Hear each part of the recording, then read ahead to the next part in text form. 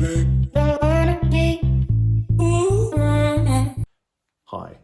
my name is Ulrik Haagerup. I'm a journalist. I have been running a few newsrooms in Denmark for 10 years, being the executive director of news at the Danish Public Broadcasting, meaning probably the RAI of Denmark, 1/10 the size, but most likely 100% of its problems. I was there for 10 years and I quit my job to start what we call Constructive Institute. I will tell you a little about what that is. And why I think what you guys are also doing is a bit similar to the frustrations and the hopes that I do share. What do we focus on in news industry today? We focus on three things.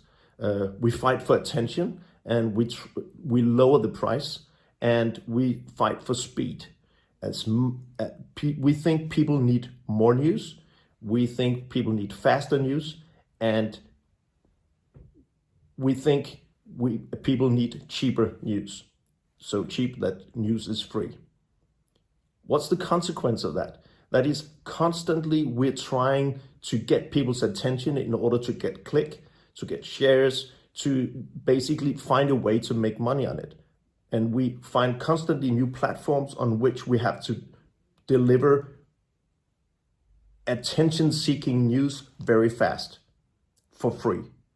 That's what we have been doing in the news industry for now many years, and it has grown rapidly in the digital age.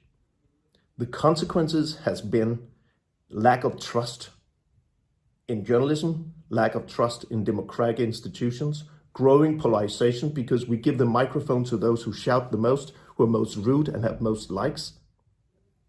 Constructive journalism is another word of trying to do sustainable journalism, responsible journalism, where we don't stop being critical, where we really take our job responsible, try to keep people with power responsible, but not only having this Watergate syndrome where we think our goal is to bring down people with power and then jump to another problem and to put people to account for that and jump to another one.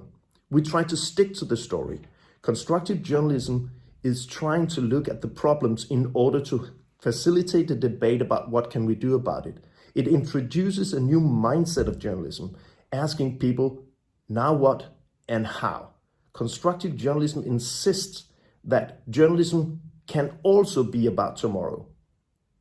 It can also inspire people about potential solutions, what have other people done that we can learn from, and we try to engage people in a dialogue.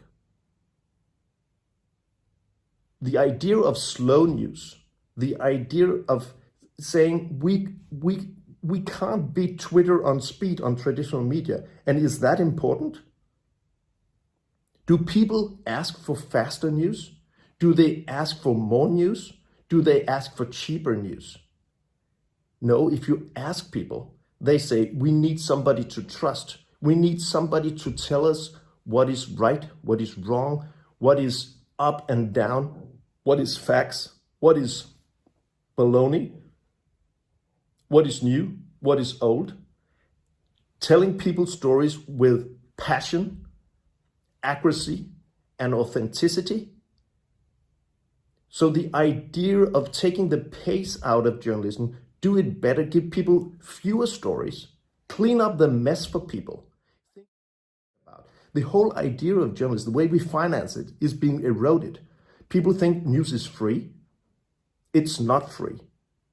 We need to have money, and if the government doesn't want to pay for it because it's political, not feasible, for the idea of public service is discredited. If the market doesn't want to pay for it because Google and Facebook are much better at serving advertisers than traditional news media, and if people have getting used to that journalism in the digital age is for free, how can this be sustainable? We need politicians who also listens and lead, are decent. We need to focus journalism on the job for society. Give people the best obtainable version of the truth. Inspire them, give them nuances, and facilitate debates about what can we do in order to solve the problems that face all of us? That's what constructive journalism is about. I think that's also the essence of circular economy. And I think that's what you try to do in your magazine, dealing with that in many other areas. This is just about journalism, but it's the same frustration, it's the same hope. Good luck with it all.